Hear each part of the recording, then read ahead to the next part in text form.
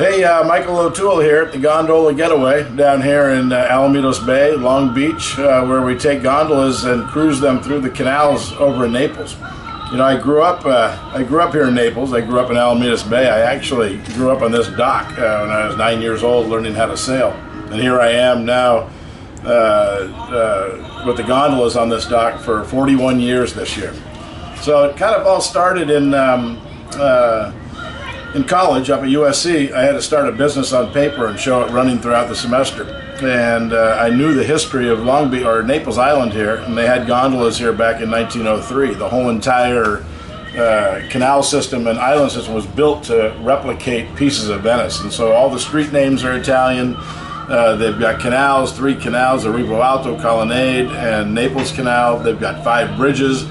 And really the size of the bridges, the height of the bridges, the number of bridges, the width of the canals, the prevailing winds and the lightness of the winds here in the bay really are what make this gondola business so special, because people come back for this real kind of intimate, cozy experience that they get in the canals.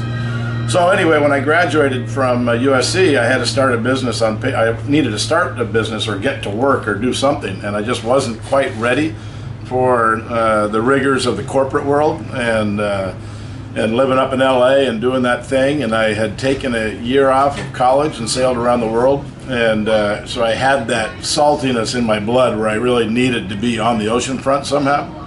So I decided, what the heck. I went over to Italy, learned how the boats were built, learned a little bit about how they were rowed, and I came back and started building boats here in Long Beach, and the business was started. You know, we started with 1 boat, went up to 2 boats, had a little phone booth over Alamitos Bay landing area where I would make cheese and salami baskets and answer the telephone and put it on messages and take a cruise out and then come back and pick up the next crew. And so it was really a meager little start, but it was something to keep me out of the corporate world. And then we built and built and built, and the fleet now is up to 12 gondolas.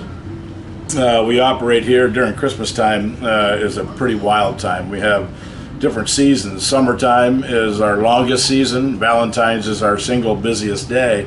And December is our single busiest month because of unbelievable Christmas lights inside the canals over there. It's almost like a Norman Rockwell painting or something as you're going through there. So this is special, where we're sending out 70 gondolas a night, taking people on these Christmas light cruises, which is just a beautiful thing. So, you know, along the way, some of the interesting things would be, we went over to watch a gondola race back in 1984, and were invited to come back and participate in a regatta called the Gondola. It's a 20-mile sojourn through the entire lagoon of Venezia. And we built a boat, practiced in that boat, went back to Venice and participated in this unbelievable event. For 2,000 boats and 6,000 rowers. Hold on just a second. We did that first one in 1985, and we've been going back every year, and you know, a couple of years here and there where during COVID and things like that. But this year we'll be going back in May for our 36th participation in the Gondola, and we're still the only American team that goes over there. So we put together our top gondoliers, guys that have been rowing the longest or are willing to commit to this practice time that we do, and we go over there and participate. So it's been an unbelievable way to bring really the soul of Venezia to the shores of Long Beach. We've got many gondoliers here now that have rowed down the Grand Canal and underneath the Rialto Bridge and met the boat builders and the rowing clubs and such. And so all of that seems like some people will say, oh, you guys just love to go to Italy and do an eat and drink and row type of trip. But it really has proven to solidify the authenticity and the soul of Venice and brought it an insert into the business, and we can offer that feeling to all of our customers in here. So over the years, we've developed all different types of things. We've got 2 large gondolas that can seat up to 14.